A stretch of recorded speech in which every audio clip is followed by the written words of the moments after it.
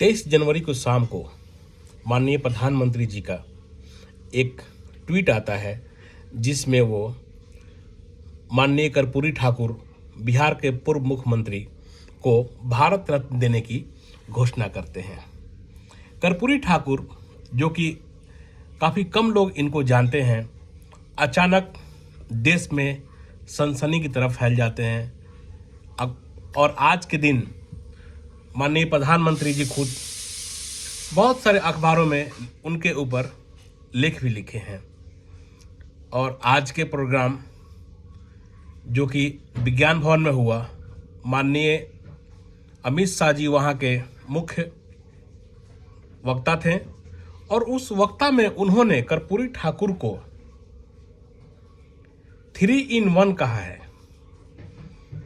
वो कहते हैं कि महात्मा गांधी की सादगी, अंबेडकर का एक विजन और लोहिया का एक विचार, तीनों का जो समावेश है वो माननीय कर्पूरी ठाकुर जी में देखने को हमें मिलता है।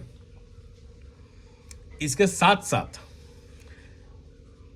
कर्पूरी जी बहुत ही एक सादगी भरा जीवन जीते थे, बहुत ज़्यादा हाई रॉयल जीवन नहीं जीते थे मुख्यमंत्री होने के बावजूद भी। तो हम कर्पूरी ठाकुर के जीवन को, उनके व्यक्तित्व को 5 चरण में समझ सकते हैं। एक बहुत कॉमन मैन की अगर दृष्टि से देखें उनको, तो हम देखते हैं पहला चरण ये है जब वो युवा अवस्था में थे और पूरे देश में अंग्रेजों के खिलाफ जंग जारी की गई थी, भारत छोड़ो का आंदोलन, और इसके अलावा बहुत सारे मूवमेंट चल रहे थे अंग्रेजों के खिलाफ। उस समय अपने युवा अवस्था में माननीय कर्पूरी जी एक जनसभा को संबोधित करते हुए कहते हैं कि भारत की आबादी इतनी है कि केवल थूक फेंक देने से ही अंग्रेजी सरकार बह जाएगी। ये उनकी स्पीच इतनी वायरल हुई कि उनको इस शब्द के लिए, इस जो बात उन्होंने कही, इसके लिए उन्हें कई दिनों तक जेल में भी रहना पड़ा। और जब वो बिहार के 1968 में डिप्टी चीफ मिनिस्टर और एजुकेशन मिनिस्टर बन के आते हैं,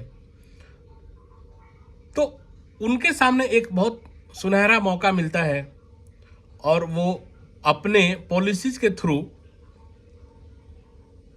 एक सोशल डेवलपमेंट, सोशल जस्टिस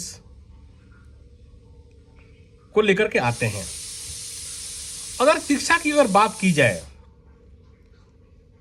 जो एक इंग्लिश एक कॉलोनियल लैंग्वेज है जिसकी पकड़ केवल कुछ लोग के पास ही था, कुछ लोग ही केवल अंग्रेजी समझते थे, लिखते थे और बोलते थे। तो उस समय जो लोग अंग्रेजी में फेल होते थे मैट्रिक के एग्जाम में, वो उन्हें फेल कर दिया जाता था। So English was a biggest obstacle in the path of educational development for the downtrodden, backwards, even among the upper caste who did not know English.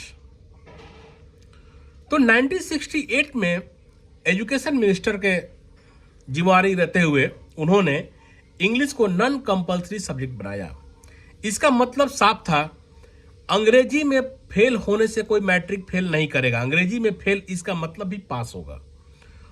और इससे एक बहुत बड़ा चंक हायर एजुकेशन में बढ़ा। करीब 25,000 लोग उस समय मैट्रिक के परीक्षा पास कर पाए और अपना इनरोलमेंट हायर एजुकेशन के लिए कराते हैं।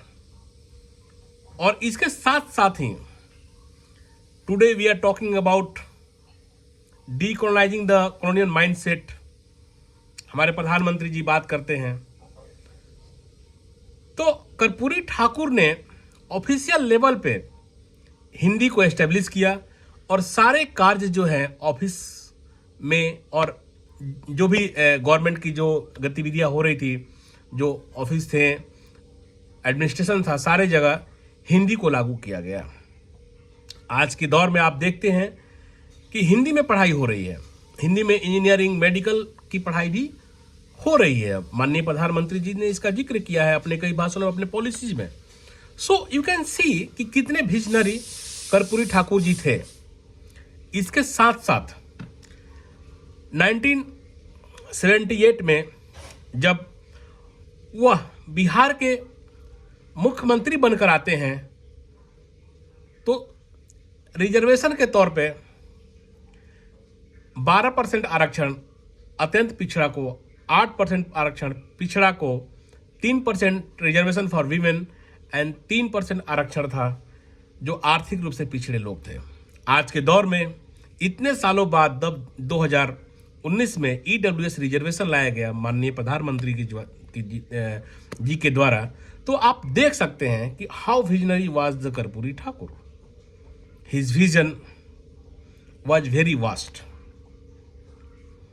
इसके साथ साथ लोग कहते हैं कि जब कर्पूरी ठाकुर ऑपोजिशन में भी होते थे तो वहां की जो सभा थी वो काफी मर्यादित रहती थी।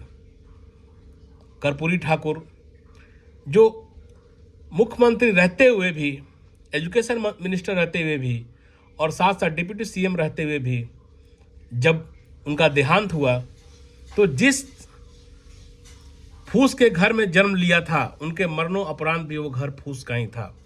इसी वजह से कर्पूरी ठाकुर जी को गुदड़ी के लाल, सन ऑफ द सॉइल भी कहते हैं। आज हम कर्पूरी ठाकुर को याद कर रहे हैं उनके जन्म दिवस पर, और संपूर्ण भारत की तरफ से उनको एक श्रद्धांजलि दी गई है। कर्पूरी ठाकुर जी को सत सत नमन।